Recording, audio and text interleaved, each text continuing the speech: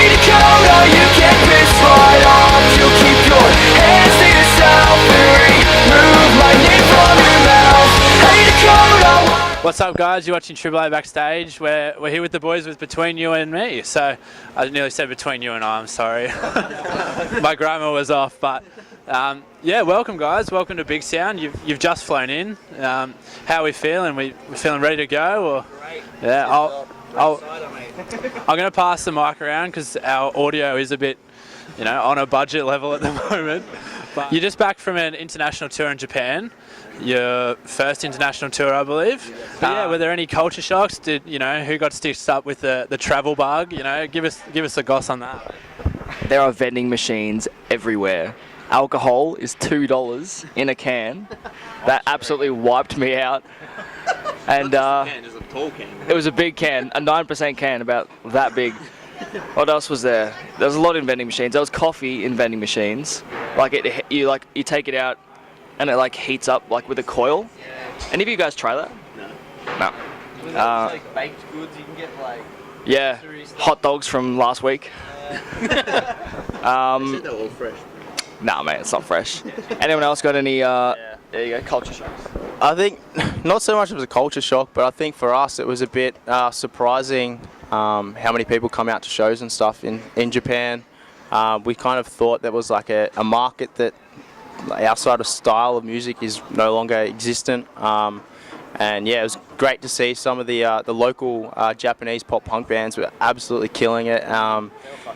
The talent on those dudes was just crazy. So yeah, I guess the shows for us were a bit different to what we expected, and really exciting. Yeah. Awesome. Well, on that, I was going to ask, is there much of a difference between a Japanese crowd and an Australian crowd? Is there a huge difference? I've heard some bands say that they're very respectful and between songs are very quiet, but I guess for you, what was that like? Well, yeah, they were really silent between the songs and stuff, which was awesome, but also kind of a bit well, what's happening? Because I guess when you play most shows, people are talking and stuff, and that's just kind of what you assume is going to happen, and that doesn't happen. You're like, did we do something wrong? Yeah. Do you know what I mean? It's in the first show we played, when we finished, we played the last chord, and then we went to walk off, and it was just dead silent as we were just walking off the stage. I was like, they hate us. And then apparently they wanted us to do an encore, and we had no encore ready. So we played a song that we hadn't played in 6 months. All practice. Half of that, what I realized was half our stage act is telling jokes, and not a single person laughed over there. They kind of got bits and pieces. Yeah, I know.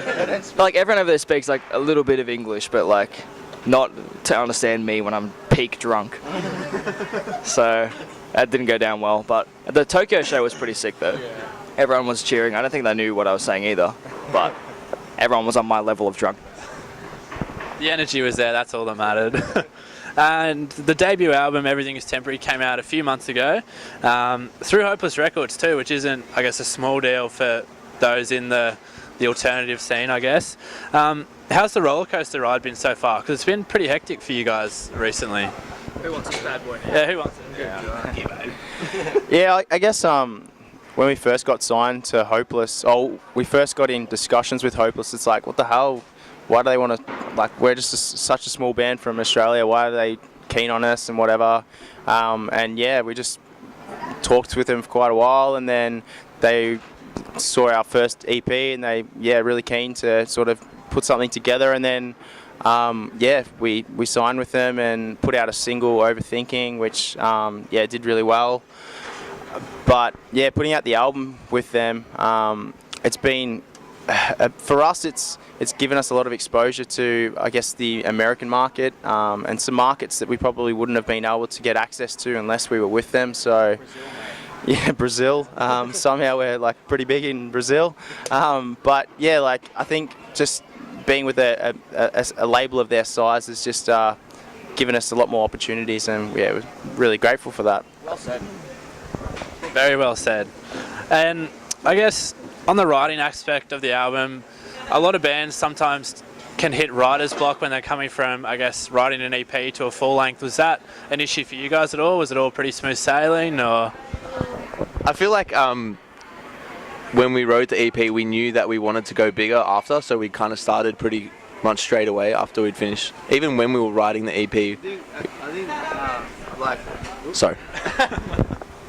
I think writing sort of began like even when we were recording in the studio, recording the EP. So I don't know. I think kind of like what Bronson said. Like I think once we did the EP and we like finished writing that, we kind of like had more drive to try and better that. Do you know what I mean? Like and like try like explore other ideas and like see what we could expand on what we already had and stuff like that. So I think just really like it wasn't really like there's no like writer's block or anything like that. We're just really keen to sort of explore new ideas and like we never really stopped writing. We all like no matter what time or where it is, we're always constantly sort of doing stuff like that, just being creative. And it's not even like we don't even really think about it. It's just a natural thing for us. So like yeah.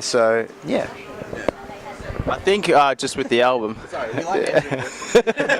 We don't get interviews often, so I think with the album I guess we put out the EP and it was a bit of a rushed process, and we kind of we wanted to start playing some shows and all that sort of stuff. So I think the EP was a little bit rushed, and looking back, we're probably not as happy with the EP as we probably could have been, spending a bit more time on it. But with the album, we had quite a bit of time, and I think a lot of the songs that we put together, you sort of see the value of adding all that time to them. And I don't think we ever really got to a point where we're like, oh shit, we don't know what to write for the next song. It was kind of like we knew that there was a recording time coming up, and we just wrote a whole heap of songs and said, hey, look, let's go into the studio and see if these can come out as good as we think they can. So.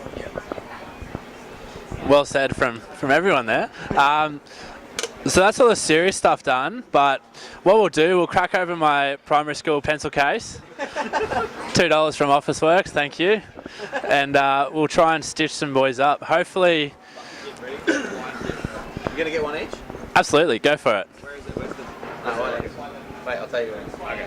And dig deep too, because the bands before haven't been digging deep enough. It's been the same ones, so... Wow, okay. Alright, we'll go around the table. What have you got? So I got singles are more important than albums in 2018. Discuss. Oh, the political one. Alright, so... I guess singles kind of draw people in. So if it doesn't impress people off first impressions, they're not going to be intrigued to find out what's going on with the rest of it. So I think in some way, shape or form, there's got to be something special about it for people to want to suss you out a bit more. So I guess I agree with that to some extent, but at the same time, not necessarily singles aren't necessarily the best songs on the album, so there might be other stuff on.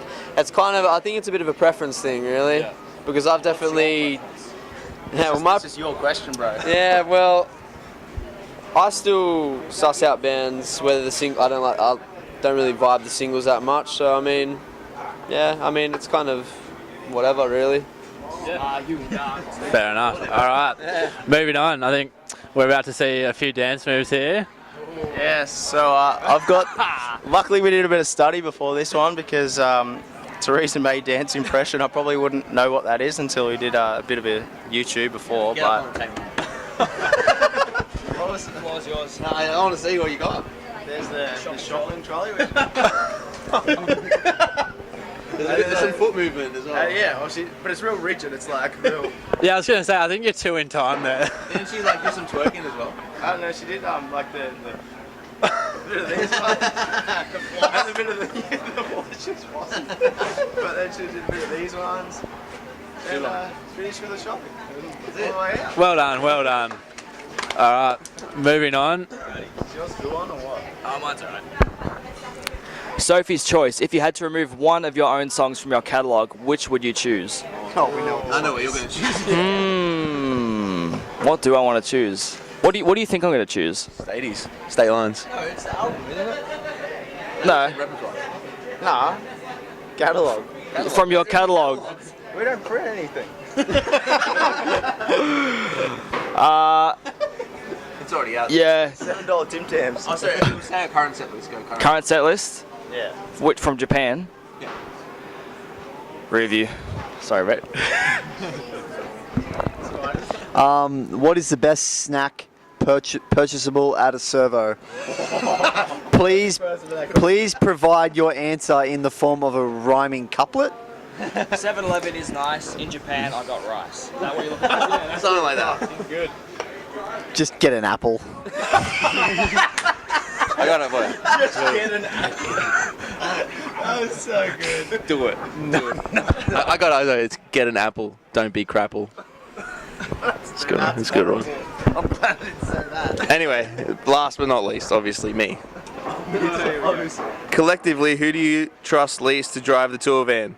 Sorry, mate. And who do you trust least with the aux cord? I'd probably say me because this morning we'll listen to Cascader, and then Scooter, and then Tattoo, and then Darude. So I'm going to say me. All right, well, thanks so much for having a chat with us, guys. Appreciate your time. Yeah, thanks, guys, and this has been Between You and Me.